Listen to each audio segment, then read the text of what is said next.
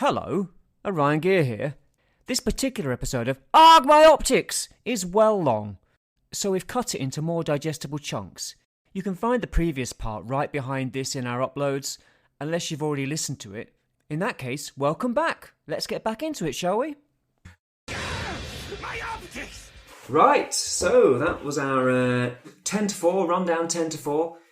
Now for the big ones, the top 3. So, what was your number 3, Dave? What's your third best figure of 2021? This gets real difficult now because this is not what would be in this position. He is he's here as a representation of the line. Not to say that it's not a good figure. It's just that it's in the condensed version of what my list has to be. This meets that requirement for me. But if I had to go through all of the massive figures I've got out this year, this may not make the third spot. So all of what you mean, figures that didn't necessarily come out this year, or figures that didn't come out this year, but you bought this year. Yeah. Right. Okay. Well, let's see it. Come on. McFarlane Toys, Green Lantern. I don't believe it. It's a good figure, and it's one of my favourite DC heroes. Okay. Well, I mean, I would probably question you on it's a good figure because it's a McFarlane figure. Mm-hmm. I just don't know. I just never liked them. I never liked the way they look. I don't know. But you know, it's your choice. It's my choice. Yes. Yeah. They're very large, aren't they? Yeah, 7-inch McFarlane figures. Yeah. But like for me, he doesn't look like the character. He looks like a John Stewart. He may not look like the John Stewart. He just looks like a generic Green Lantern guy. I don't know. He doesn't look like John Stewart to me. No, he's nice enough. He's got all the kind of... I mean, this is the thing, actually. What happened with Green Lantern as things went on was like... It used to just be like... And they imagined the hammer and they'd knock him on the head. And then it starts to be... Oh, they imagined jetpacks and big cannons and armour and so on. It just kind of became a bit silly. It's one of those heroes from my childhood who power set I really liked. I liked the idea of this all-knowing ring that could do anything. And I remember as a child constantly, whenever we'd go anywhere, look for green gems. And, you know, try and fudge it into a ring of some description. Well, that was a real curveball. I was not expecting a McFarlane figure to appear in the top 10 maybe, but in the top 3... I've never bought any until this year, and there's been quite a few, I would say, pretty good ones, but a lot of them came out last year. And this one in particular is one that stood out for me because I like Green Lantern. Yeah, for me it's the scale and the design. Like, the design feels... This feels like something that would go with that terrible movie. Like the Green Lantern movie? Yeah. Oh, no. Well, because it's got kind of like this kind of armour on it, and the suit is very kind of like what it might look like if it was a movie suit. Yeah. Do you know what I mean? Like it's got all the kind of ribbing and the lines and all that kind of stuff. You know, if they made another Green Lantern movie and Jon Stewart was in it, this might be what he looks like. You know? Yeah, I mean, what would you call it? I did my research about the McFarlane figures before I got into any of them. And extra added detail on a lot of them I found as more of a plus because the comic book aesthetic is so simple and, you know, there's barely any line detail. But it kind of makes more sense in the terms of a power constructed suit that it should have some sort of, you know, like... reinforcement to it. He's got really broad shoulders as well. His proportions, it's just not my thing. It just really isn't. He's like got a really long body, really broad shoulders, quite skinny legs. His arms look like they might be a little bit longer than regular people's arms. Of course. But you know, I mean, but it seems to be a thing that people like. I mean, I think that Marvel Legends stuff looks better than McFarlane stuff. Yes. Probably the one cardinal sin you could do with the Green Lantern figure is not give him a closed fist to do the oath. Yeah. And the fact you mentioned it before, he's got trigger fingers. Almost all, if not every McFarlane DC figure has trigger fingers, even when it is not necessarily that character, which is odd. I don't know. I mean, yeah, some characters use guns or a gun-shaped weapon. I mean, he does have a minigun, but it's not the right hand for this accessory. Or no, he doesn't hold it like you would hold a pistol. He holds it. Yeah, he needs just a kind of just a gripping hand. In swappable hands, some of them do, but then they always have a trigger hand, and it's weird now because of DC's new thing of not being able to have guns with their figures. Is that happening with the McFarlane stuff though? Yes, this year. Last year they were fine, but something's changed, and they. Maybe they'll change that then. Maybe, who knows? But yeah, like it is weird. I do find it. It was the same with and it makes more sense that G.I. Joe Classified have trigger fingers because 99% of them carry guns. But for those that don't, like Snake Eyes or something. Snake Eyes, yeah. I mean, he's got a pistol, but he's also got a sword. So he should have like a hand that can hold the sword without having his index finger pointing out like he's going to pull a trigger on the sword. So yeah, it is a bit of an oversight, I think. I mean, I understand he's not like, for instance, you know, we're talking about this McFarlane figure. He's not a terribly expensive figure, and you maybe wouldn't expect loads to swap out hands. But at least, yeah, like you say, an oath one. Is he even wearing the ring? He is wearing the ring. Yeah, it doesn't bother me so much with him because he comes with this massive gun, and therefore I don't really need to worry about it. But I've recently got the Hal Jordan as well, and he has the exact same body, so he has the exact same hands. And it's a bit more weirder because he has like the Green Lantern. He comes with a lantern. No, he doesn't come with the lantern. Power battery. No, they don't. None of them come with the power battery. Okay. Why? Again, I don't mind. Essential accessories for. We were talking about this before. What's this accessory for a Green Lantern? It's a Green Lantern battery. the lantern. The lantern, yeah. But no. No. Right, go on. What were you going to say anyway? He comes with a massive glove punching construct, which is cool. It looks great. Nice translucent plastic. But because his hand is in a trigger finger pose, it's a bit difficult to port his hand into this accessory. Oh, right. It should be a closed fist to go in there. So it's not designed around the... Not really. Around the trigger you can do it, but it's not... That's so strange. It's really weird. Because it's an accessory for that figure. Yeah. It should be designed to fit around that hand, whether that hand's a trigger finger or not. I don't know what it is. It's a problem across the entire line. Mm-hmm. I mean, for some figures it bothers me more than others, but it's just like, it's weird. It's not even like...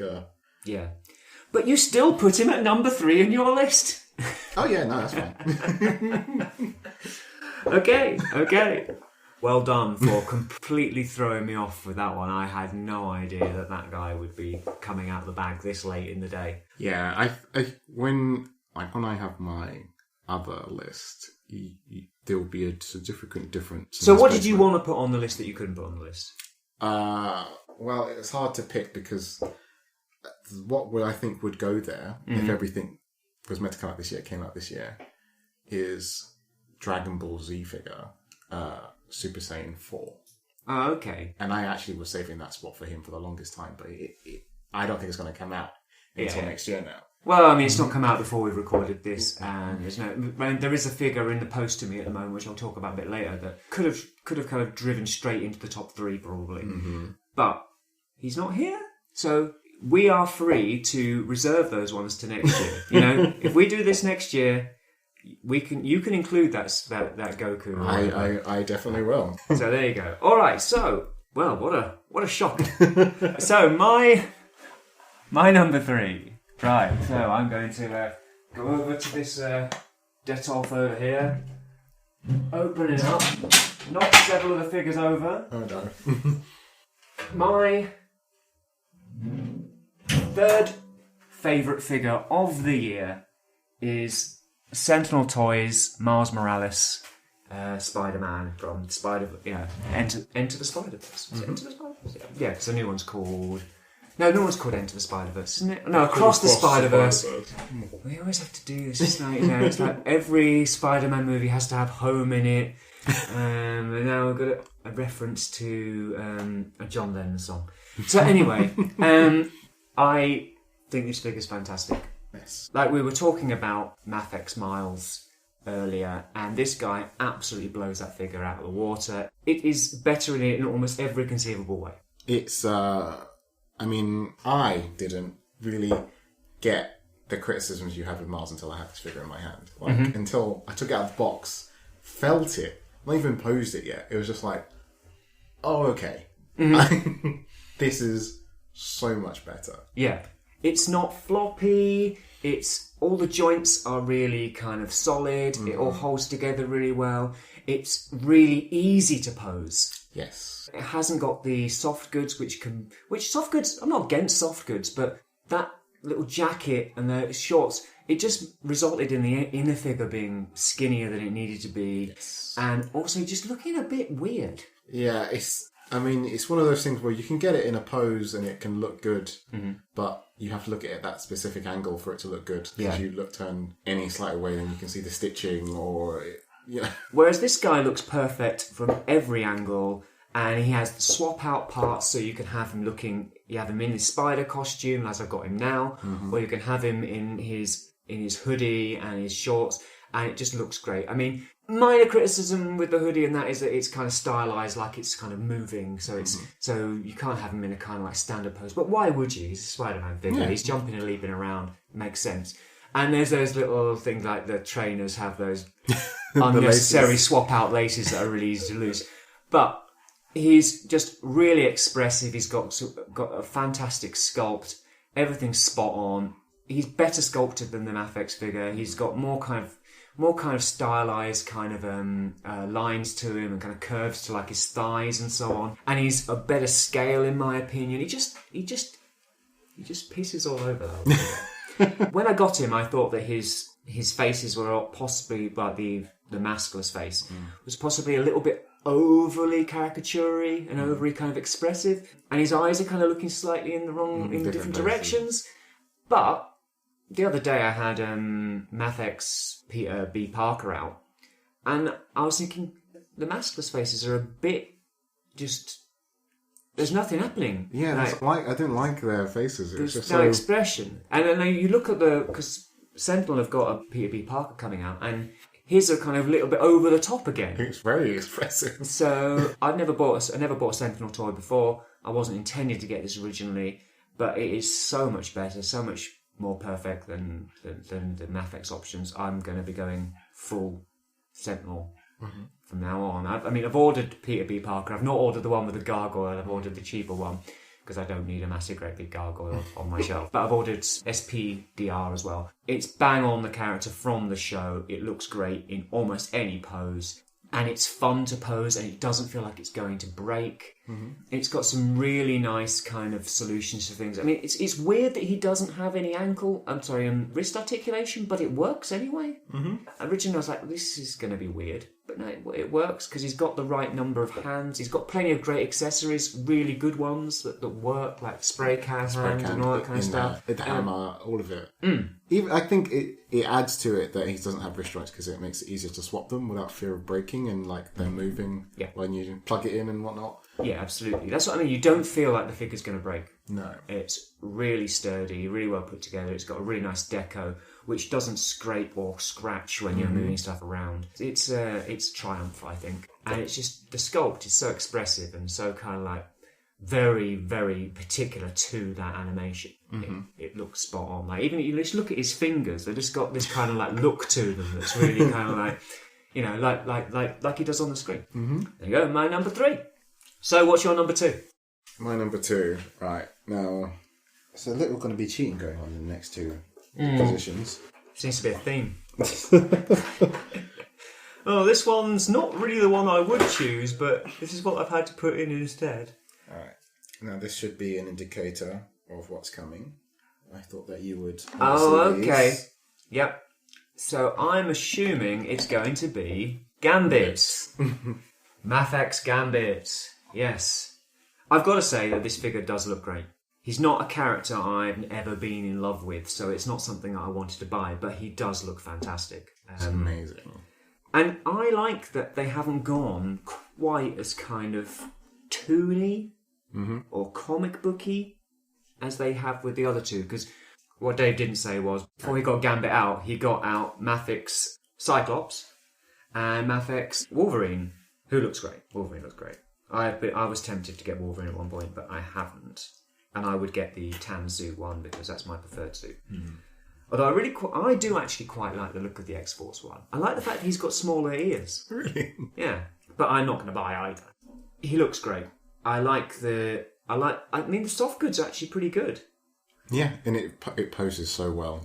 Much more, I would say, than even Peter's coat. No, I like the colours on the... I like the metallic colours as well, the kind of slightly bluish metallic colours. And even his hot pink chest. Yeah. No, he's very, very nice. And surprisingly tall. Mm-hmm. He's taller than the other two. I mean, obviously, it's great that they've made Wolverine short, because he should be. He's meant to be a stumpy little man. So, yeah, no, I can't fault you on this one. I gave you a bit of a hard time for old McFarlane boy over there. No, he's really a really pretty figure. And I've seen so many really good photos of him on Instagram and so on. It's anyone who's been listening to the podcast knows that I've been struggling with these figures like all year. Like, should I get on it? Should I go as far to get more than one and all of this? But I'm glad I did. You've got Jean Grey on order, haven't you? I've got Jean Grey. Psylocke is meant to be coming. She should be here, but she isn't. So no, probably next year's list. Probably. And yeah, I hope they do more. Like I would be. I mean, I don't know what the teams are, but if they do the whole cast of the cartoon, which I know is not what they're basing it off of, but if they did do more of the females in particular. But what about the new Marvel Legends ones? Oh, those. Oh, yeah, I did all of those as well. Yeah. Will they supersede these? Because these are based on Jim Lee's run, mostly, on X-Men, which is what the cartoon was sort of based on as well. But those ones that Marvel Legends are doing are specifically the animated series. So they're probably going to tick those boxes a little better for you. So I wonder whether these guys will be superseded by them. I don't know. I kind of need to see them in person. Like with most Mafex figures, they look great, but he starts to fall apart with some bits of articulation or stability. Yeah. Or you can't do anything unless you have a stand with them. Like, I really like the things that these guys come with, but at the same time, I would like that Cyclops to come with a jacket. Yeah, but again, it's not what that's not the particular thing that they're basing it on. And they probably don't do it in the comic. To be fair, Cyclops did occasionally wear a jacket over this particular costume during the Jim Lee era of X-Men, so it's not unreasonable to want an optional jacket with the figure. In the 90s, jackets were rife amongst superheroes, and the 90s animated series pretty much borrowed the appearance of the characters wholesale from the comics at the time, and did very little to differentiate itself from them. I can't fault you on that choice. Very, very nice figure indeed. So, my number 2. Move around the room there. Over here, maybe. Over here. No, it's this guy. Oh, wow. Okay.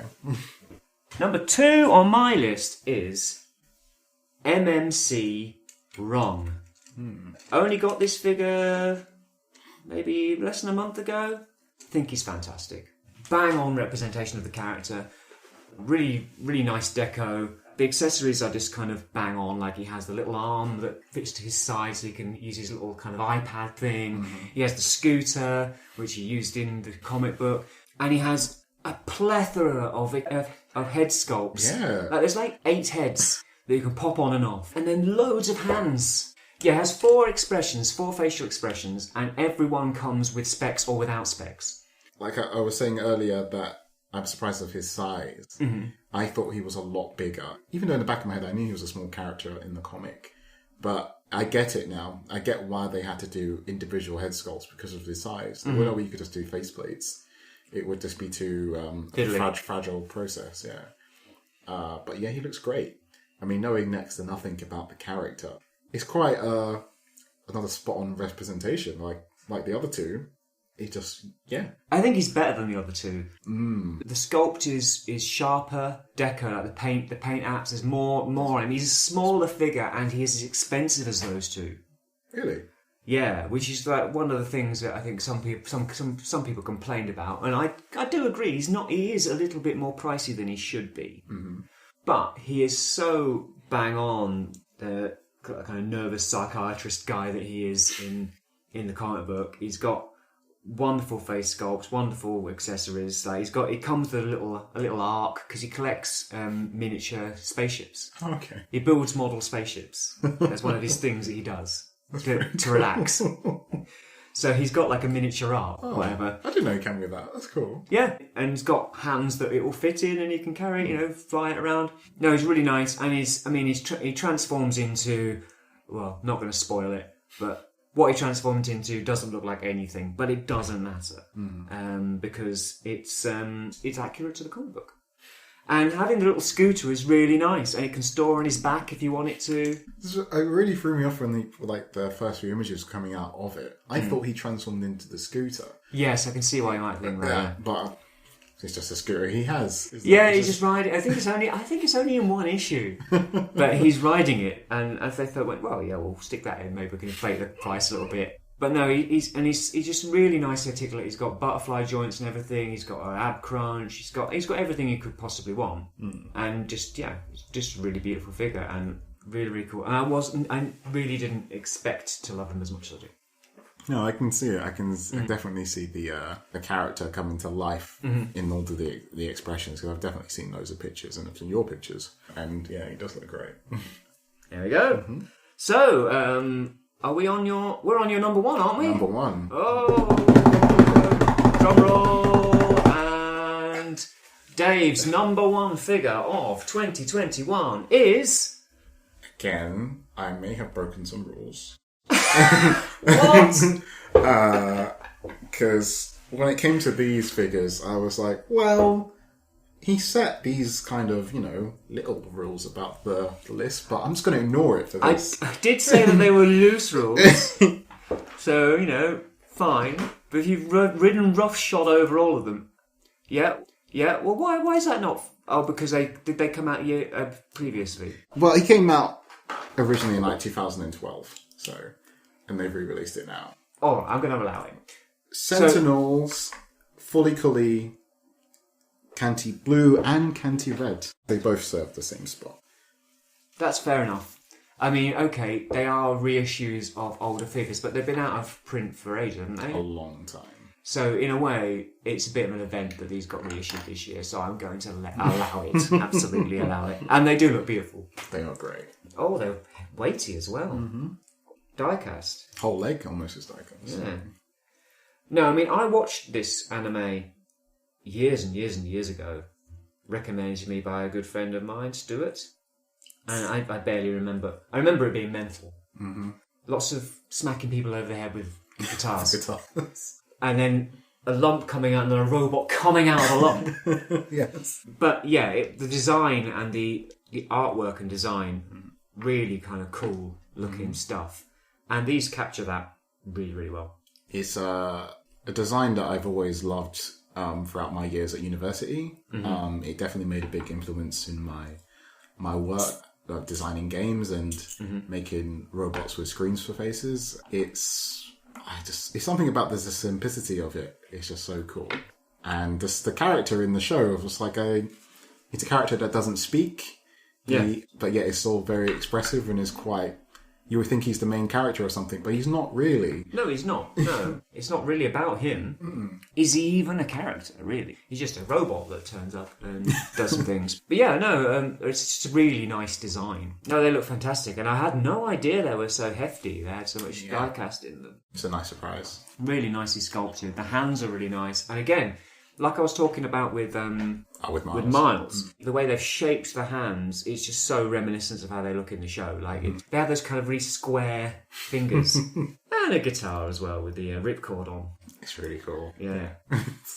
I would say it could do with a bit more paint. Really? It's just all one metallic red colour. Oh, but that's how it is in the show, isn't it? Well, when it's powered up. Oh, I see. Oh, that makes sense then. Because I was thinking it should have Oh, because normally it's frets and the strings coloured in or something like that. Some people did say they should have done both because it's normally like a blue guitar, I think. Oh, I see. Oh, okay, yeah. And then when it maybe gets powered up, it goes all red.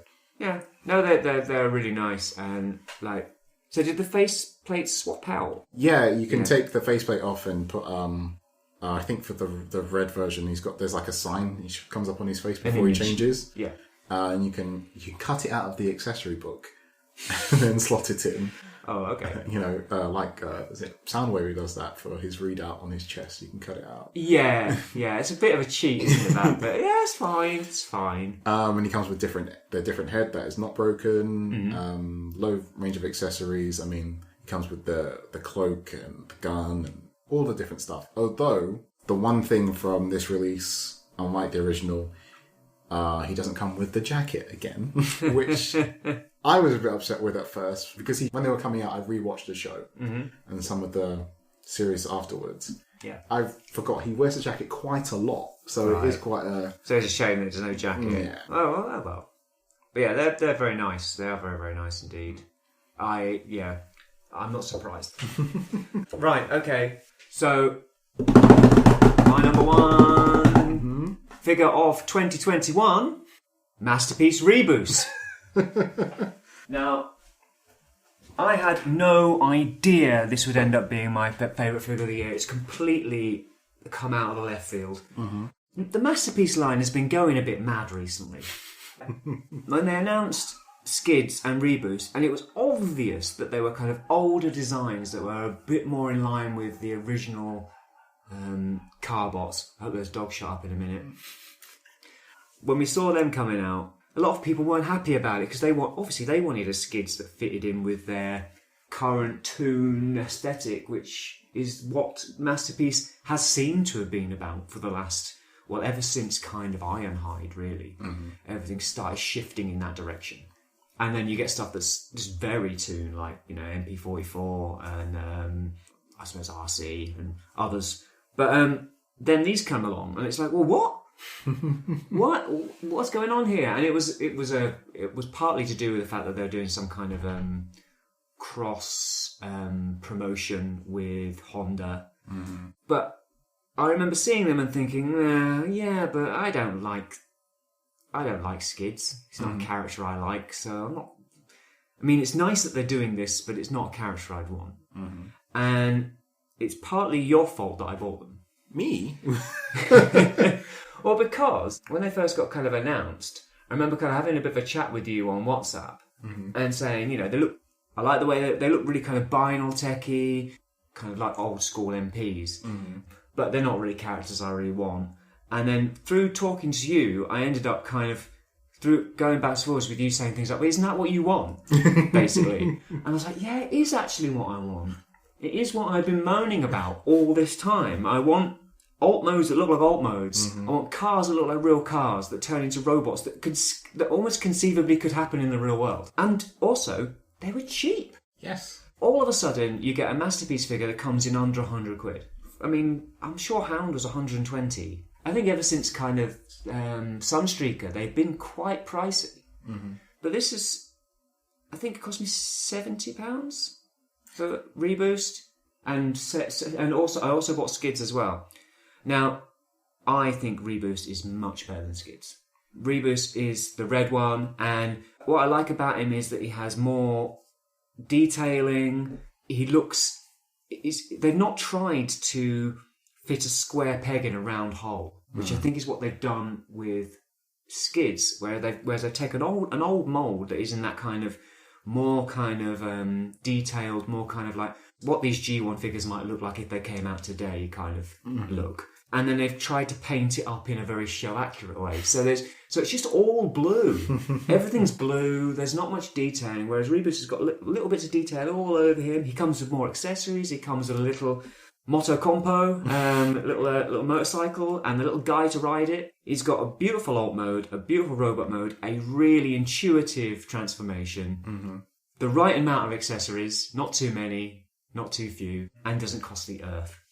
And he's a joy, an absolute joy. It's crazy because you would think that because it was cheaper, there would have been things held back like paint. Like seeing it in hand, I'm surprised how much of it is painted, and it's such a nice shade of red. And even on the skids, like I didn't realise they were as painted as much as they are, because sometimes you can't tell from photos. Yeah, the entire outer shell of the car is painted. Yeah, and you would think that would have been a reason for the price to go up, but because I think that's been a lot of people's excuses for increasing prices of MPs. That and engineering and parts count, which would be the argument they would use to say that that's why these are cheap, because they aren't as overly engineered as some other stuff. They're quite straightforward. I prefer this. Transformation's really intuitive, very easy. They don't have butterfly joints. They don't have an ab crunch. I don't care. It doesn't matter to me one bit. They don't need it. They've got knees and elbows, and their head moves. I don't even think their heads tilt. I think they just turn. I mean, maybe it's because there is 3 versions of this mold coming out all at the same time, and it's coinciding with the anniversary of Honda? Yeah, something like that. They're doing a kind of promotion based on that car. Yeah. Dave is correct. Reboost in particular was released to commemorate the 40th anniversary of the Honda City R in its iconic red colour scheme. The car itself is more famous in Japan than the turbo model used for skids. Both MP.53 skids and MP.54 Reboost were released in November 2021. The third version, MP.53 Plus Crosscut, a silver redeco of Reboost, will be out early in the new year. So maybe that reflects on the price, but seeing it in hand is definitely worth every penny. Yeah, and annoyingly, listeners, I accidentally dropped my Reboost and I've snapped one of the wing mirrors. And I'm considering buying a second one just to have one with a wing mirror that's not broken, because at 60-70 quid, it's not that bad. You know, I've spent twice as much on an MP before that, isn't this cool. So yeah, that's it. That's my number one. It's a totally unexpected choice, but I just love the fact that he has this really nice kind of real world alt mode that hasn't got a single Autobot symbol on it anywhere. It just looks like a little car. It looks a lot like a little car I used to drive around when I was 17, so that's possibly something to do as well. Yeah, I think that adds the cool factor of this vehicle. I used to have a Rover Metro. I mean, not the coolest car in the world, not by a long stretch, but it was the only car I had, and it was red. So, but yeah, it goes back to that thing of I like Transformers to be robots in disguise, and this is a robot in disguise. In fact, this is a Diaclone figure, really. But it just looks like this car transforms into a robot, not a cartoon robot, a regular robot. It reminds me of the aesthetic of skids. Reminds me of the what was the name of the car? Citroen C4 adverts. Oh yes, I think so. Before it was pre-movie, those adverts. Yeah, and everyone thought that the movie might look like that. It reminds me the way their robot modes are designed and look. So it's definitely a real world looking aesthetic. Yeah, absolutely. So yeah, but shocker really for me, because I reckon before he turned up, I had no idea that he was going to come even in the top 10. But to beat them all, pretty impressive. My optics! There we go, that's our lists. Great. So before we move on to looking at our predictions for each other's lists, do you have any honourable mentions to make, that figures that didn't quite make the list that you think need a bit of a... I have a few honourable mentions, yes. Well, first of all, actually, maybe I should finish with that one. First, let's start with this. I don't know what that is. It's Hasbro Power Rangers Lightning Collection. Oh, it's Power Rangers. Tenga Warrior. It's one of the random baddies. It's one of the random baddies, and it's a baddie that was in the 1995 movie. Right. And then sequentially was in the show. It's just such a cool character design, and it kind of ties into why I like Power Rangers is mostly because of that movie. So it's a bad guy that I always think of when I think of that style of Power Rangers. Okay. Was it in the TV show as well, though? It wasn't a TV show. When you took it out of the bag, I was like, I don't know what that is, but I do actually have some recollection of seeing him, actually. Because they were just... There was loads of them, weren't there? There's loads. It's an army builder, so... Yeah. And I have bought multiple of them. Have you? I mean, it's a nice figure. It's nice, and it's... I like his choice of accessories. You can change the wings to being big or small. I like the weird type of metallic green they've put in places to make that feathery sculpt really come out. He almost looks like something from Thundercats. Yes, yeah, he does kind of look like one of the mutants, yeah. That's your honourable mention. Any more other honourable mentions? Oh, yeah, I've got that. Lots more. Things that couldn't really make the list. Don't worry, listeners, I don't have very many honourable mentions at all. I've got another thing as well, but there's just some Marvel Legends that came out this year that couldn't make the list. I honestly think that Ultron is great. It is, and it's Kirby Crackle. With the Kirby Crackle in his mouth and everything, yeah. So Marvel Legends Ultron and Marvel Legends Modular Iron Man and even Lady Deathstrike. Yeah? No. I mean, Iron Man, Schmiron Man. It's just a red and gold guy. Yeah, she looks cool. Yeah, they're nice enough. And then the last thing I should mention is NECA Phantom.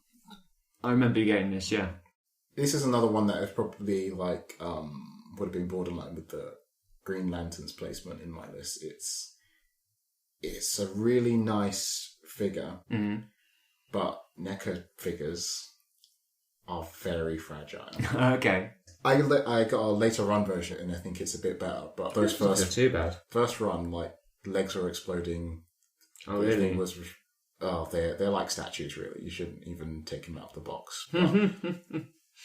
This one's special to me because it's my granddad, who is no longer with us. He used to really like the Phantom. And really? It was some of the few comics that he tried to get me into when I was like younger. All right, so it has like an emotional connection. Yeah, and I really like the Billy Zane movie that came out. It was so cheesy and cool. I haven't seen it. You haven't seen it? I haven't seen it. It's great. But I remember him. I've read some of the comics, and I also remember him obviously being Defenders of the Earth. And yeah, he's a cool character. I always thought he was very interesting, like the kind of the outfit and the fact that he's just kind of just a guy. Yeah, he's kind of like a jungle Batman, and he's just a myth and a legend. Yeah. Every time he does die, his son picks up the mantle. Yeah, so he keeps going. Thinks he's immortal because of it. Yeah. It is the weirdest coloured costume to have in the jungle setting, though. But it stands out against the jungle background. I guess that's what they were thinking when they designed it. You can see him in the comic book.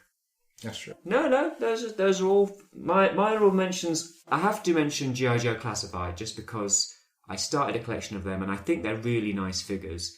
And I love the way that all their accessories can store on them. Oh, I did bring that as well if you wanted to. Oh, yeah. Dave has brought along the worst G.I. Joe Classified Snake Eyes there will ever be, based on the movie that no one saw and was a massive flop. I didn't see it either. He's got a really big head. Yeah. He looks like he's wearing a cycle helmet, which I guess is what he is wearing. In that movie, yes, I think he is. That's just not Snake Eyes to me. Mm. The G.I. Joe Classified, regular Snake Eyes, he has an all-black outfit, but it still looks detailed. This just looks like a big black blob. But he's got the same kind of articulation and so on going on, which is cool. No, I thought G.I. Joe Classified is a fantastic line. It's just that, at the time, they were really difficult to get hold of some of them. There was all these exclusives that were hard to get hold of. And then also, there was, for me, mainline stuff, sometimes it's just too many releases and I get bored. I go, oh, it's another guy, same height, same joints, using some of the same parts. And I'm just going to stick them on the shelf. And then I eventually end up with 50 of them and I don't want to go that far. So I had to kind of nip that in the bud. But I think it's a great line. And it's also, they're improving the distribution now. Yeah. And the BAT looks fantastic. I really want that. The Battle Android Trooper. Oh, the bat thing. Yes. Yeah, that does look cool. He looks fantastic. It says the Alley Viper does as well. Like, I've always liked the bad guys better. The Cobra guys are always the better looking guys. I mean, I've never been a fan of G.I. Joe, and I don't pretend to be, because it's, I don't know, I guess it's the whole military part of it I'm just not interested in. But Snake Eyes has always been a... Well, he is a fan favourite. Yeah. So also, I would like to give an honourable mention to Fans Toys Acoustic Wave. Great figure, really nice, just wasn't for me. Really lovely, solid, really well, nicely built figure. Perfect if you're looking for a toon aesthetic, but not so great if you want that kind of blended aesthetic, which is what I'm always been into. And even with the toy parts you could add, he still looked a bit too flat and kind of toony. Mm-hmm. And in the end, I thought, well, I've got Masterpiece MP.13, and he looks better on my shelf, in my opinion. But he is a really, really nice figure, and I totally understand why he'd appear on other people's lists. He's so expensive, though. He is, but he's he's not probably worth it, but if you're willing to spend that much money, he's and really then nice his tapes it's like... Yeah, you have to buy his tapes on top. So, yeah. And then, what else have I got on my list of... Mathex Dark Knight Returns Joker almost made the list. Mm-hmm. Great figure. The only reason he didn't quite make the list is that he's a bit boring. It's like, it's the Joker. He's in a suit. He looks good. He's got some cigarettes. Cool. Mm-hmm. And he totally works with Batman, and I love him to pieces, but the other figures just were a little bit more exciting to me. Mm-hmm. I suppose another honourable mention might be that I've got Dark Knight Returns, Batman and Robin, Mathex Dark Knight Returns and Batman and Robin, because Mathex did not appear in my list at all this year. That's true. Which is surprising considering how many appeared in my list last year. But I think if I'd got Batman and Robin, they could have easily ended up in the top 3, I reckon. Because I already know the Batman's fantastic. Mm. So if the Robin's good, it's in there. My optics! Shall we have a look at our predictions? So we made some predictions of each other's what each other's choices would be, and we've sealed them in envelopes. So why don't you open that envelope and have a look at my predictions for your list for your 2021 top 10 figures. What does it say? These will all be in Dave's list. They may not be in this order, but highest to lowest ones predicted. Yeah. Mm-hmm. So at number 1 you've got here is Sentinel Miles, which did not appear in my list. I'm shocked he didn't appear on your list at all. Is there a reason for that? I was going to have... Do you forget him? No, I was going to talk about the Spider-Verse guys in general in the highlights of the year. Mm-hmm. Because I think after Miles' arm King dislodged, I felt very... Down on it. Down on the whole thing. Yeah, that can happen. And I was on the edges of putting the Nendoroid versions of the Spider-Verse figures in my list this year because I actually had more fun with them. Okay. But I thought I better not, just because. Just to avoid my ire. Yeah, and I kind of had a feeling you would talk about him anyway. So okay. I thought I'd just pick something else. All right. You've also got the Fully Cully figures, which were at the top. Mafex Gambit, yeah. Mm-hmm. Transart Ravage, he was very close on my list. He was on it for a while I was thinking about this, so you're very right there. And Studio 86 Hot Rod. Mm-hmm. Which did appear, yeah. So I got 2 of your top 3. Yeah. In my prediction. I don't know why there was 2 sheets there, it was an accident. For some reason there was 2 sheets of paper in the envelope, one's blank. Some horrible, super deformed shit thrown in just to make me sick. That's right. When you started mentioning that Nendoroids, I was thinking, yeah, that. Right, let's have a look at my predictions. So, I've got a simple list here. Are these in order? No, not really. If the order is to be believed, he's guessed my number 1, because he said MP Reboost. Oh, no, I did think that would be a number 1. Oh, right, okay, so MP Reboost is number 1. New Age Galvatron, well, I mean, he was in the list. He was around about 6 or something like that. Miles, Sentinel Miles, again, in the list. Mathex Peter. Now, Mathex Peter is at number... Because I know every figure I bought this year. Oh, right. So I wrote down every figure I bought this year and then numbered them. Mm-hmm. So I actually have some numbers below 10. And Mafex Peter is at number 12. Okay.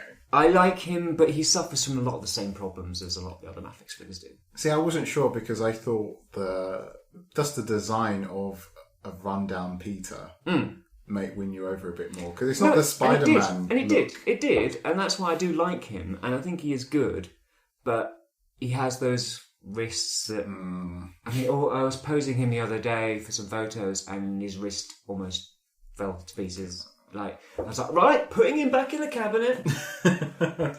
And then number 5, MMC Chrome, who was in the list, yes. But not as high as MMC Wrong. No, I don't know. I don't know why I didn't think he would be on the list. Well, there you go.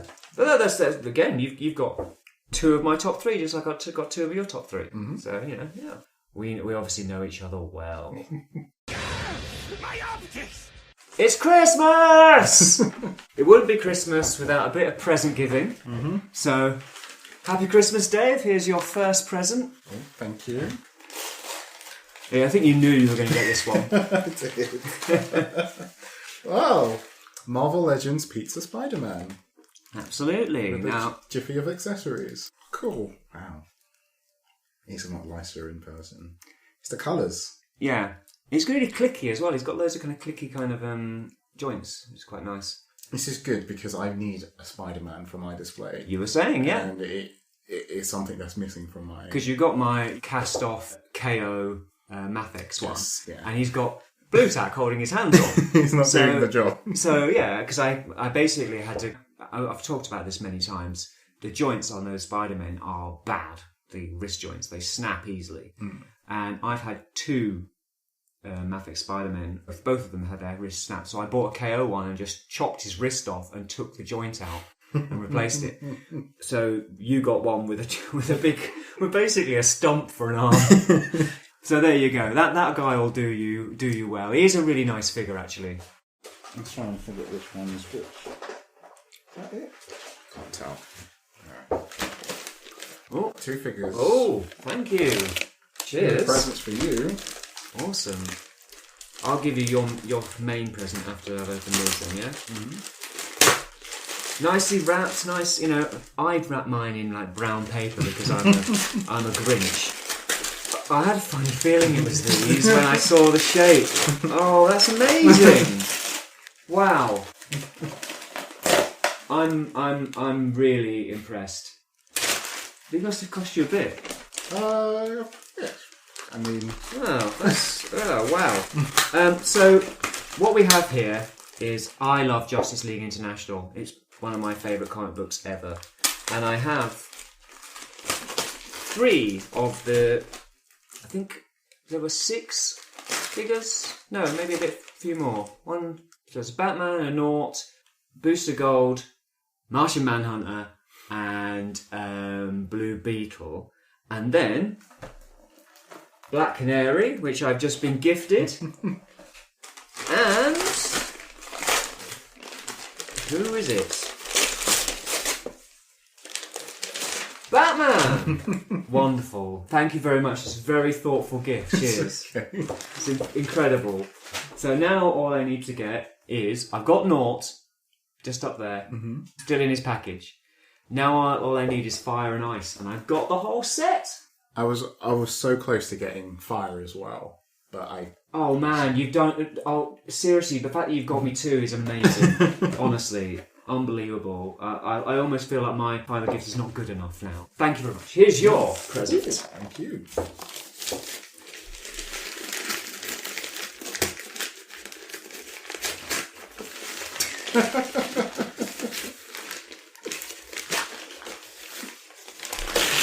Wow.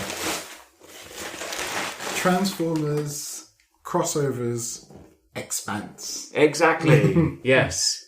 Now, we had a conversation about this because I was like, these are going on offer at the moment. On sale, and you just spent a load of money on a load of stuff and you hadn't got the money for it. Loads of pre-orders. And you did jokingly say, get me that for Christmas. I did, yes. And I immediately bought it. Wow. There you go. This is so cool. Thank you. I thought you'd like it because, I mean, even though the reviews of it have been kind of lukewarm, it's X-Men and it's Transformers, and it's that X-Men, it's animated X-Men, really, isn't it? It's probably like the one of all of these have all been retools of previous Transformers figures, and this one is probably the least has changed because the vehicle model is also a Blackbird jet. Yes. For a Jetfire, but this does look really cool. Oh, I'm well happy. Excellent. Well, I'm glad. Yeah, I'm blown away. Really, that you've really helped me out because I've always got the whole set now, so it's all great. My optics.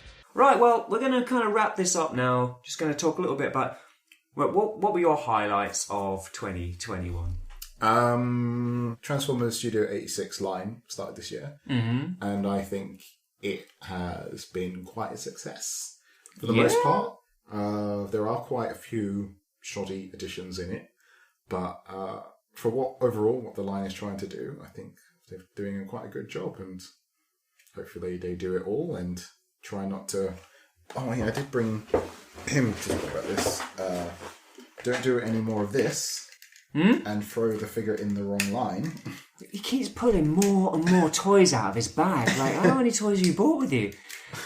Oh, so this is the Kingdom Cyclonus, who really should be in the 86 line. Yeah. And he was very close to being on my list because I think he's got one of the best transformations of the year, really. I'm doing it now.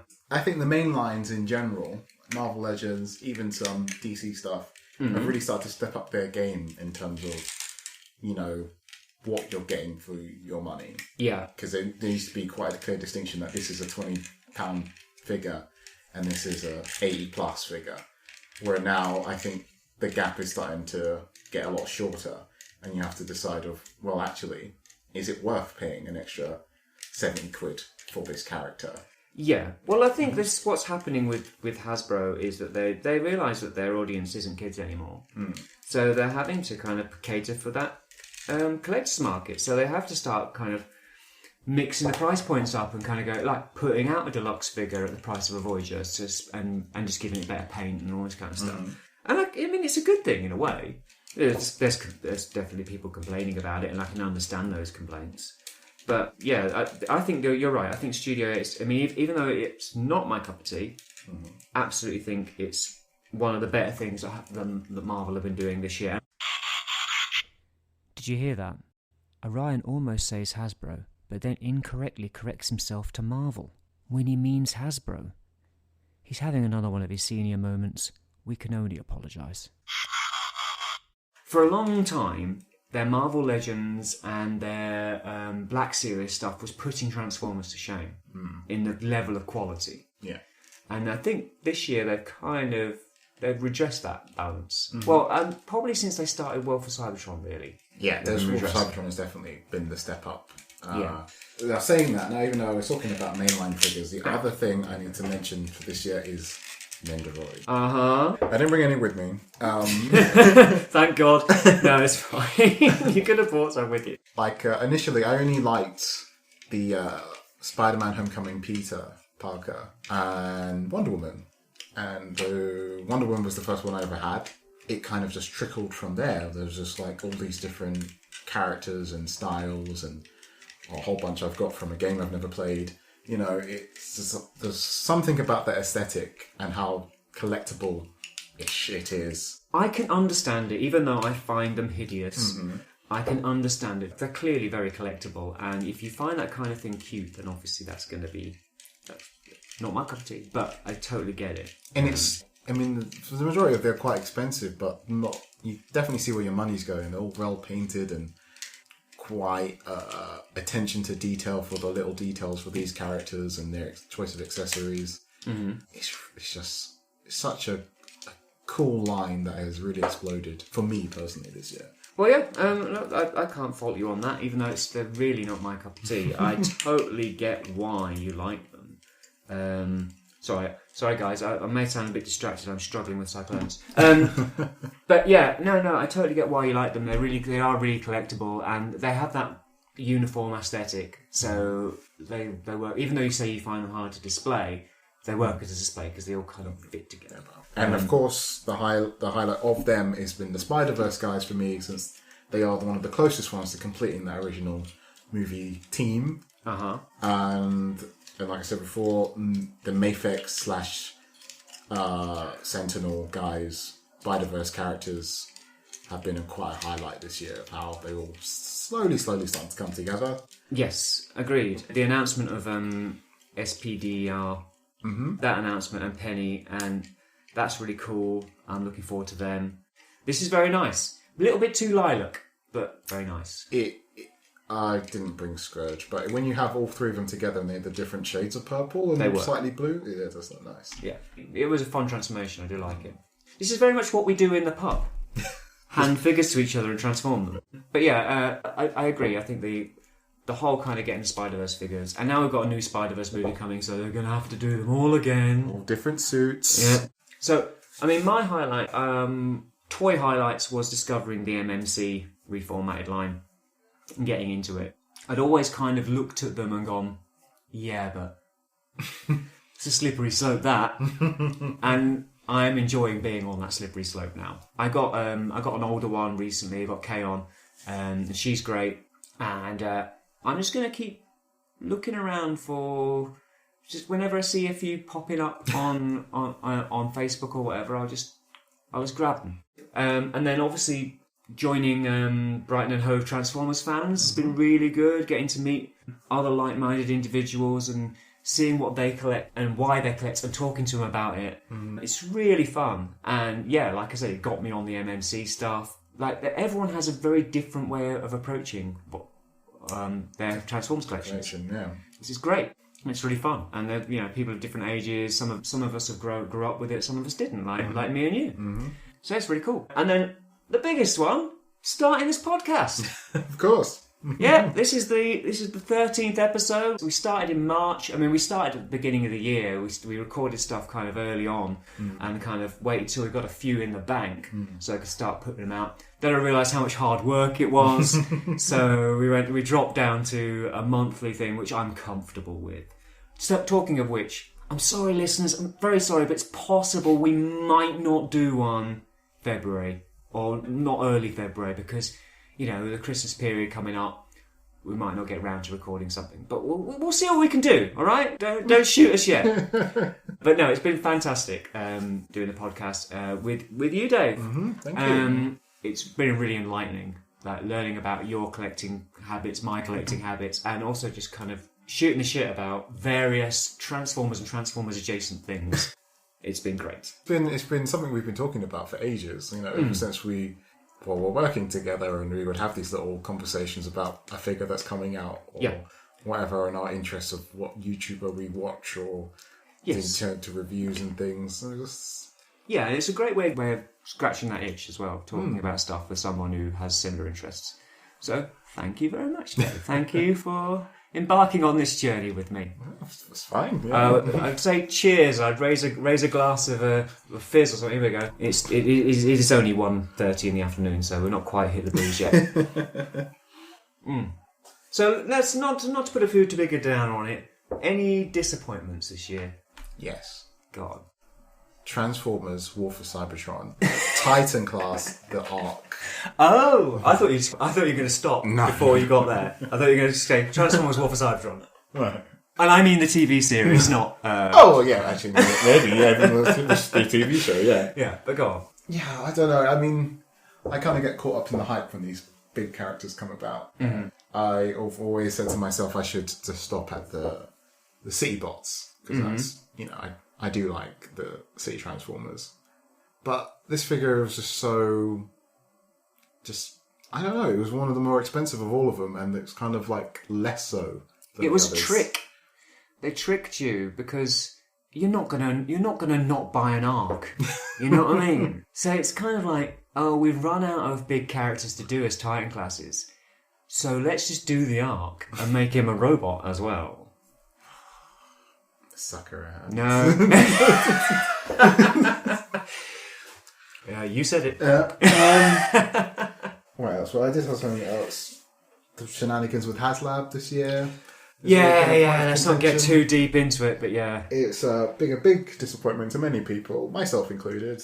What else? Transformers Red is in my disappointments. I mean, even though I'm quite a fanboy of the line. You're kind of more positive about it than I am, yeah. I do like the idea of it and what, on paper, a 6-inch/7-inch Transformers line of non-transforming Transformers is something I've been shouting for years, but I just don't think they've put enough behind it. Not even the reveals or them mentioning it in any shape or form. Like, there's just no backing for it. It could be really great. Yeah. It's just... It's hidden away behind... It's rudderless. It's directionless. It doesn't know what it wants to be. Like, you've got super show accurate, like, G1 things like Prime and Megatron. Mm-hmm. And then you've got Starscream, who's kind of a mishmash of ideas. Like, he's got, like, those fans in his vents. They're not in the show. Mm-hmm. And he's got... I think he's got tail fins on his legs. He does. Which, again, is not show accurate. So why... I don't know what they're trying to do, what they're trying to achieve, because you look at the Beast Wars ones, they're stylized, they look nothing like the show. Mm-hmm. Then you've got the Prime ones that look a bit more like the show. Mm-hmm. So it seems like its direction. It doesn't seem to know what it wants to be, and I don't like the soft sculpts on them. I think they look really kind of soapy. I mean, I can definitely get that criticism of them. They do, especially the G1 ones are definitely a softer sculpt.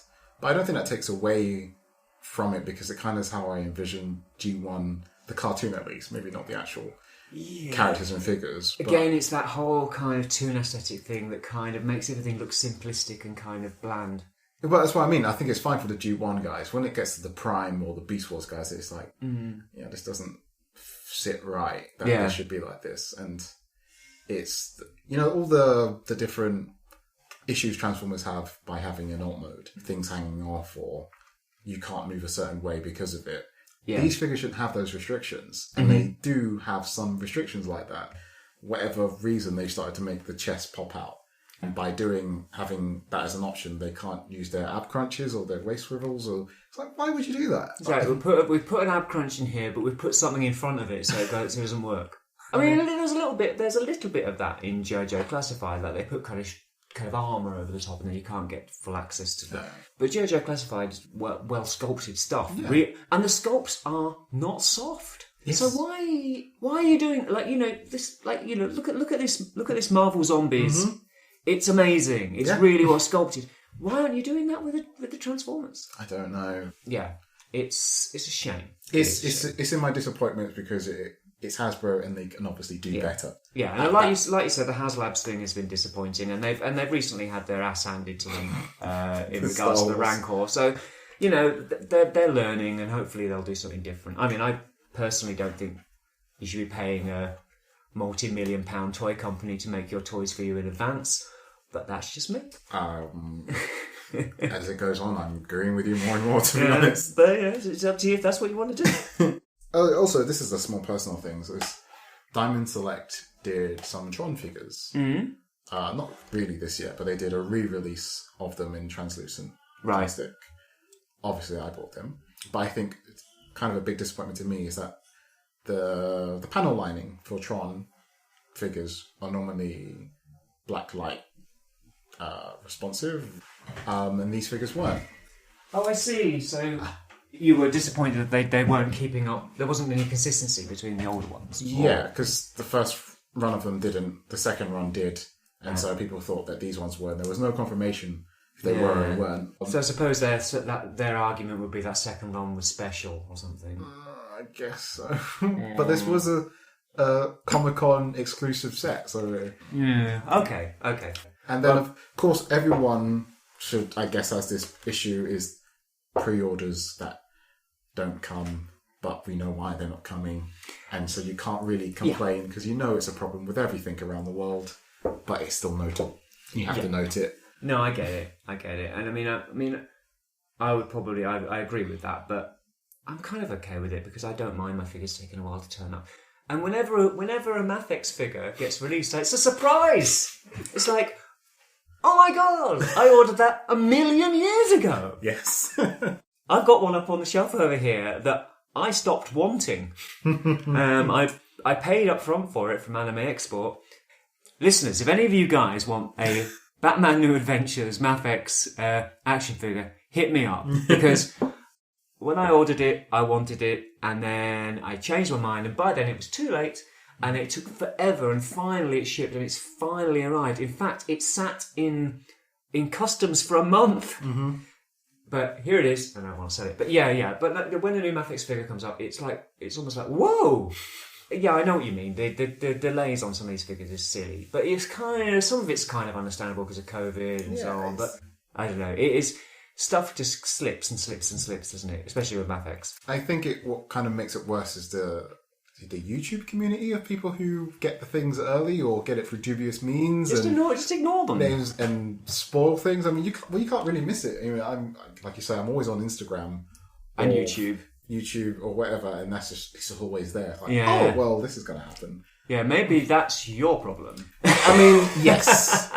Don't let it be said that I don't spend way too much time on social media than I should do. Yeah. But I do know what you mean. Things get spoiled very easily, and you see stuff, and it's like, when's this coming? I know that it's been made. Some people have already got it. Mm-hmm. You know, we see a lot of stuff way in advance of when it's coming out. Yeah. I guess the only other thing I might add is MP.13. Really a disappointment or anything, but I think the issue she has is not the issues everyone had with it. It's not. I don't find her aesthetics bad or as visually, as an eyesore. I should have brought it with me actually, so you could have seen it. It's more the build and the stability again, and it's like she's really well painted, but the bits that are not, like her hands, are of this weird, cheap, soft plastic, and they're a bit weirdly proportioned. They are like it's such a weird. Why would you do that? I don't. Yeah, I mean, Takara Tomy have been kind of dropping the ball a little bit in places here and there, haven't they? And this is an example. I mean, the alt mode is amazing, and it seems that was the priority, which is weird because that's not what anybody wanted. If you canvassed 100 Transformers fans and said, right, what's the most important thing about RC? No one's going to say the alt mode. No, it's especially for the MP line. Yeah. It's like, and what they've done with movie characters so far. It's not really the focus. And the only reason the alt mode's amazing is because it's a big shell on her back that she just curls up inside. Yeah, I mean, she's one of those characters that are, I think should fit really well, in the red line, like a character who's always absolutely hindered by her alt mode hanging off the back of her. Yeah. Or flame toys. Or flame toys, which they are doing, aren't they? Well, they do. Yeah, they're doing a kit. Yeah. But it's a very stylized one. It's not particularly G1-y, but yes, they are. I get that side of her design, but yeah, I mean, it's not a disappointment to me for what I want, but I can get why other people would be disappointed with that figure. Yeah, it's not a bad figure, but it just feels disappointing to me and to a lot of fans, I think. There's just a lot of very weird design decisions made that I just don't really get, like giving her a belly button and a kind of humanistic belly. And, it's not that. There's just some strange things about that figure that I just don't understand. But anyway, I really wish I brought... Is this... She can't stand up? Yeah, really I know. Yeah, stuff like that. Yeah, it's silly, yeah. It's simple stuff. Most important stuff is it should be able to stand up. Like, if your figure can't stand up, it has failed as a figure. Mm-hmm. Anyway, my biggest disappointment of 2021 is no Beast Wars masterpieces. Understandable. That's it. I don't really have... I mean, I've it's been a pretty good year otherwise, as far as toys go. But yeah, it's a shame that there's been no Beast Wars masterpieces. Although I would say, in contrast, my biggest surprise is the new direction... Well, the interesting new directions Masterpiece seems to go in, like it'd be going in, like when you've got things like Skids and Reboost, and then the MPG line, the train bots, which are just very much a departure from what we're normally used to seeing in the Masterpiece line. A new focus on alt modes, which I like, even though I'm not buying those trains, but I thought about it. Mm-hmm. But it's just interesting that that's happened. So yeah, what were your biggest surprises? I think it was one on my list as well. It was the Beast Wars returning to toy shops and on shelves. You know, what we were talking about earlier. Like, yeah, well, we knew it was coming, but it was coming. But it was just like when I actually went into a Smith's and saw it on the shelf. I was like, wow, you know, it's because I didn't get that the first time around. I didn't get to see them on toy shelves. Mm-hmm. So the fact that it's actually happening again is quite strange, but it's cool, you know. And while I was there, I saw young children interested in those figures. Yeah. So like, it's obviously still has its magic. Those boxes that's pretty great. I mean, I partly blame it for there being no masterpieces. But no, it is really nice. And if that is going to, especially also you've got the movie, although it's been delayed a year, if that's going to reignite interest in Beast Wars characters and figures, that can only be a good thing, I think. He says, crossing his fingers. And the only other big surprise I had, really, well, it's not really a surprise, it was just the Mafex X-Men guys, is that I'm glad that I went in on them, and each release has been like a nice little metallic painted joy. And they just look great. They are really nice. I'm glad I'm not an X-Men guy because maybe I would. Because I did think about getting a Wolverine at one point, just because Wolverine, he kind of transcends X-Men. You know, he's a character that's turned up in Spider-Man, a character he's turned up in everything. You know, so he's not just an X-Men character. All right. So, anything you regret not buying and plan to track down in 2022? I don't know why I put this. Yes, I have 3 things here. I had on pre-order the Power Rangers metallic figures, which are just more translucent figures. Because I had one that was very expensive to track down, and I think it was the announcement of these crossover turtles that they're doing, Power Rangers and their ninja costumes. I was like, yeah, but I want those more. Right, so I you cancelled all of those, and I pre-ordered those ones instead, which I still stick with. But right. I feel next year you might go. I might say, oh, they do look good. But how many versions of the same characters do you need? I know. This is why I only stick with Mighty Morphin because well, that's in a way that's even worse. Well, Mighty Morphin is the G1 of Power Rangers. I know, but like, how many versions of those Mighty Morphins do you need to have? I've been very, very good of not getting any more of the core team because I hope that they get the rights to make the movie suits because that is probably the last time I would get the whole set again. Okay. The legal jargon of that I don't know, and I don't know if they ever will, but hopefully. And the last thing I may get is some more Marvel Legends that came out this year that I missed out on, like the What If guys. Once I see the show, I probably will like the rest of the characters. But there's not much I didn't buy this year. No, exactly. Yeah, exactly. Well, I mean, there's not an awful lot for me that I didn't buy that I regret that I plan on tracking down. However, I sort of regret not getting New Age Shockwave because I just heard from so many people what a fantastic figure he is. In fact, Daniel Owen, who I was talking about earlier, he listed him as one of his favourites of the year. The only reason I did it is because I was limiting my Legends just to the movie. So I sold my Megatron and my Soundwave Prowl. I sold those because I was like, no, I want to stick with this. So Shockwave was on pre-order for a while.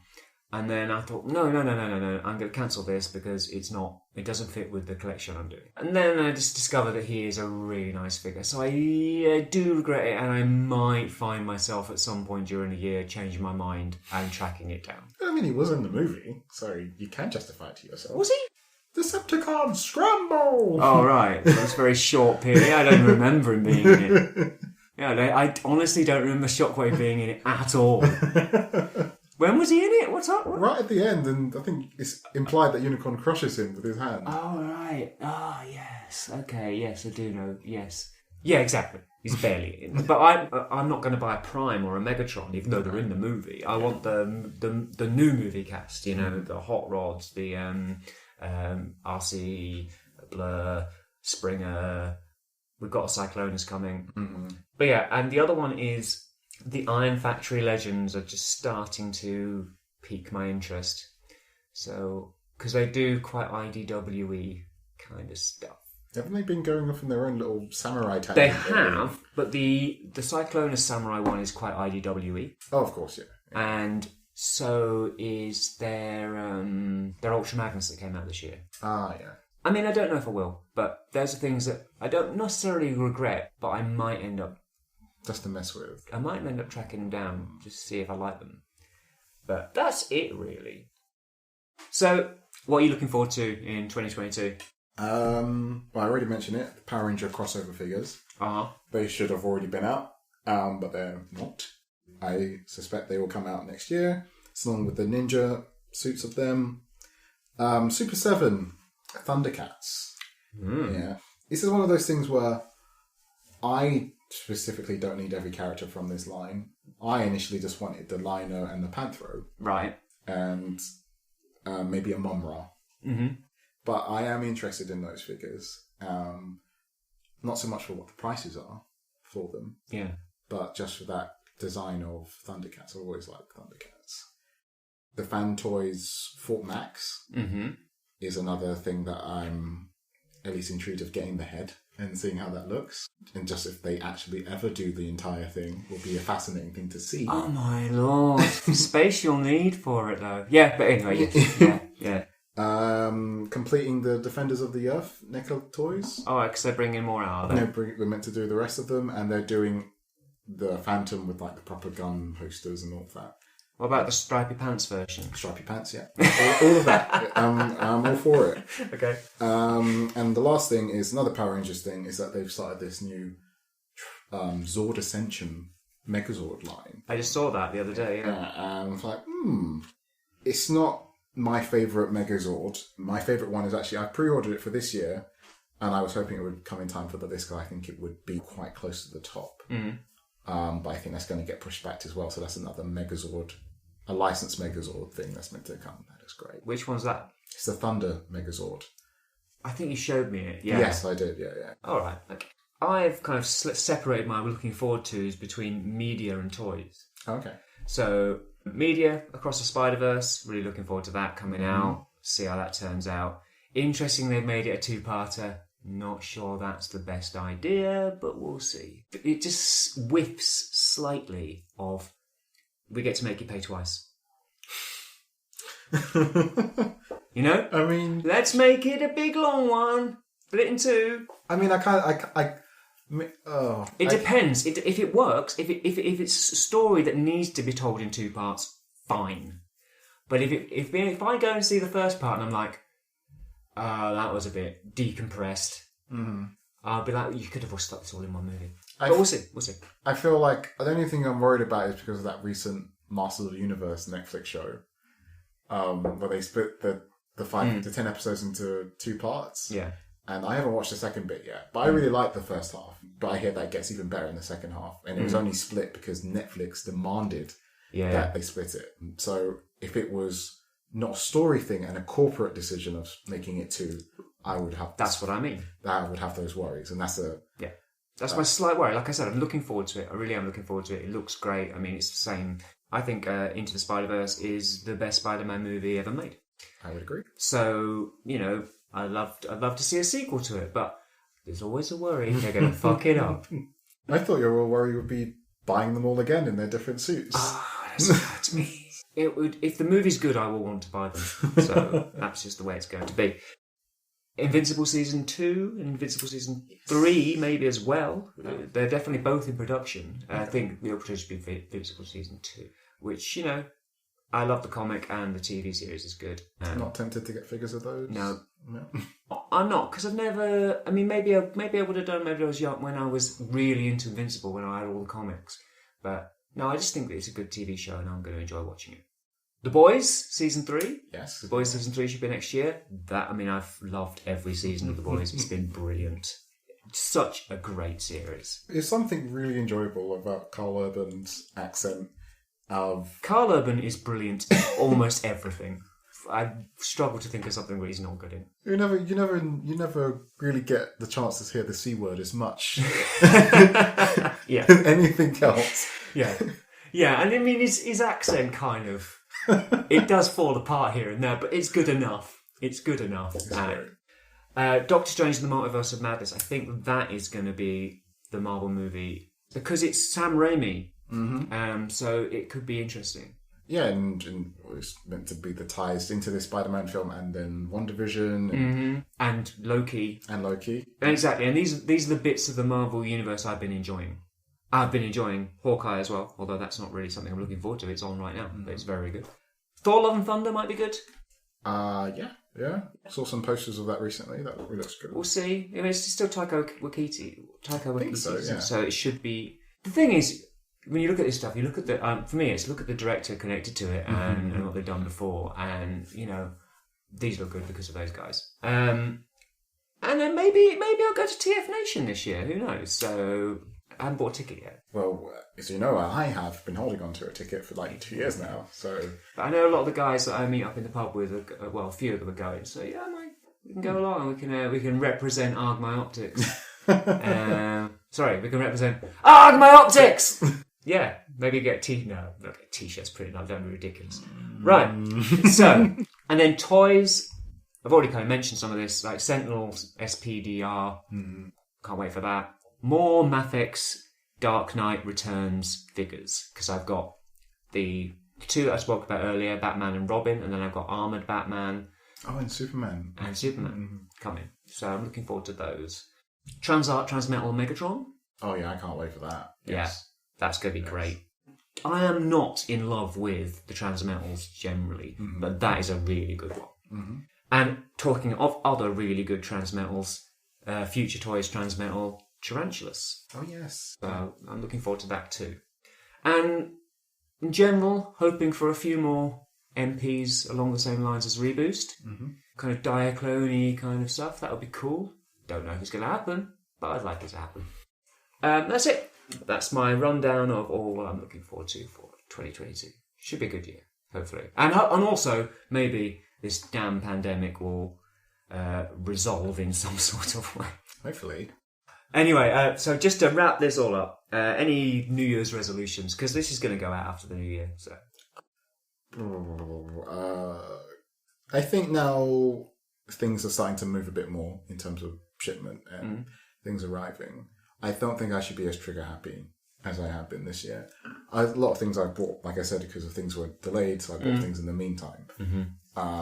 Whereas a lot of stuff, like a lot of the McFarlane stuff I bought this year, I've bought on clearance because they didn't sell last year because no one could go out to buy anything last year. Yeah. So a lot of it was half the price, a third of the price. I think more of that type of figures, impulse buying. The impulse figures I would buy, I don't need to buy them straight away. Yeah. But the ones like SV, a Spider-Verse character, I do need to buy that straight away. Yes, of course. Yeah. So stuff like that, I think I will have a different mentality of me going out and buying things. And also the displays is become another real focus this year of how I display these characters, how I make them look good in a display. Yeah. And just focusing on how, I really focus that down. Because I am selling a lot of my figures. Yes. As well. Yeah, you're having a little bit of a purge of your own, aren't you? I have slowly started to get rid of things. And it should tie into our next toy collecting video. Yeah. A little teaser there. I think we're probably going to talk about the end game or having having collection goals. I think is what we're going to be talking about. Cool. Well, I mean, actually, my New Year's resolution, as far as it being a New Year's resolution, it's pretty similar, really. It's stop speculatively buying stuff quite as much as I have been doing. Things that I have little faith I'll actually like. Like Flame Toys Primal. I mean, I think he's an amazing figure, but he's not for me. And he never was, And Fans Toys Acoustic Wave was kind of the same. It was like, I've got what I think is a fantastic masterpiece Soundwave on the shelf already. Why am I buying another one that's twice the price? So that kind of thing. But then on the flip side of that is if I hadn't have done that, I wouldn't have Reboost. So I think it's a give and take. Like I think the one thing I've learned from this year, because I bought something from almost every line really, is that the more I've bought, the more I know what I like, what I don't like, what articulation standard I'm okay with. Yeah. You know, the level of paint to just painted plastic or whatever. There's various degrees of it, and the more you get, the more you know, and then you can, like you do, condense it down and just like, well, I don't need these, they're going, and then this is what I want. Cherry pick stuff and kind of refine your collection. Yeah, because I mean, like we've said before, main line is up in their game, so some things have been justified, but others are like, they're going. Yeah. And the other thing is being a little bit more careful, less clumsy. Yes. You could take a leaf out of that book. Oh my goodness! Listeners, I don't even know how to describe the feeling, but it's been a fear of my own since I got that Unicron, because I also have on the top of my DTOF, and I was like, oh my god, just walk past it very carefully every time, and I don't even know what happened last night. You just backed into it by accident. It was fine. And then, seriously, the damage is minimal. One of the little spikes has snapped, and you're gonna kindly replace the stand. Anyway. Anything he needs from my one, he can have it. I don't need much. No, it's fine. And to be honest, I'm happy you did it, because if I'd done it, I would be I'd be hitting myself in the head with a brick or something. I'd be so angry with myself. I get more angry with myself about these things than I would with any other person, because it's just, these things happen, you knock things over. So, yeah. But yes, less clumsy, because like I said, I broke Reboost, and that I'm very angry with myself for that. But yeah, and also just kind of maybe buy a few less toys. Yeah. I love them, but you know, there's other things in life. There's comics and records. I mean, look at the table. This is quite a lot of stuff. We'll take a picture of this, but post it around about the time we release this, or stick it on Instagram or whatever. All right, well, I think we can wrap this up. So, time for the scripted outro. My optics! There you have it. That was 2021 in a nutshell. Have you made a list of your favourite bots or action figures from this year? What are they? Did you like our choices? Do let us know on social media. You can contact us on Facebook, where there's an AARGH My Optics page. I am there as Orion Ghia, and on Twitter and Instagram I am at Ghia Orion and Orion_Ghia respectively. Dave, you like to set social media alight with your many photos of action figures. Where can we see you doing that? You can find me on Instagram at VirtualDave26, and even on Twitter at VirtualDave26. Oh, he's adding a Twitter. I've had it for ages, but I'm hardly ever there. Well, I'm hardly ever there on any of them, to be honest. But right, fantastic. Well, and talking of fantastic, haven't you guys been fantastic? Yes, thank you. This podcast only started this year, and the response from you listeners has been amazing. So please keep it up. You know, we can't do it if people don't listen to it. Well, we can, and we did for some time. Okay, like I say, if you like what we do, like it, subscribe it, share it, tweet it, I don't know, Instagram it, DM it, whatever you need to do. We really appreciate it. And that's that. Thank you for listening, and please join us next time. Oh, that's what I have to say as well. Listeners, I want to say a big thank you to Orion Ghia. This podcast would not happen without him. He does all the stuff behind the scenes, so much effort he puts into it, and I just want to say thank you. You're welcome. And you can do half the editing duties next year. It's only fair. So, like I was saying, thank you all for listening. It's been a pleasure. Please join us next time on AARGH My Optics!